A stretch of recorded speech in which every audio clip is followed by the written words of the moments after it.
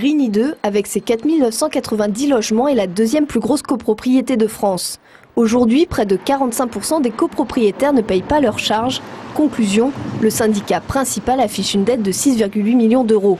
Les locataires qui payent leurs factures, eux, constatent que les charges ne cessent d'augmenter et ont l'impression de payer pour les autres.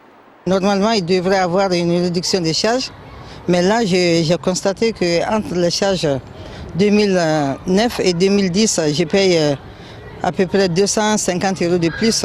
Je suis logé à peine dans ce nouveau bâtiment et j'ai reçu des charges, le loyer est presque à 500 et quelques et les charges sont à 130 et je viens de recevoir le chauffage à 285 €. Hormis l'électricité, je suis presque à 500 € le mois. La situation va peut-être évoluer puisque le syndicat principal qui fournit le chauffage, l'eau et entretient les espaces extérieurs vient d'être placé sous administration judiciaire.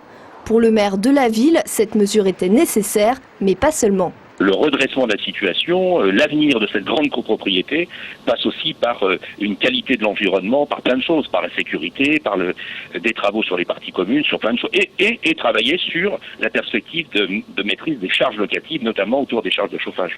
Dans ce sens, une étude approfondie pour voir si la géothermie peut être utilisée à Grigny va être lancée, un moyen de maîtriser les charges selon le maire. De son côté, la préfecture envisage de renouveler pour 3 ans un plan de sauvegarde.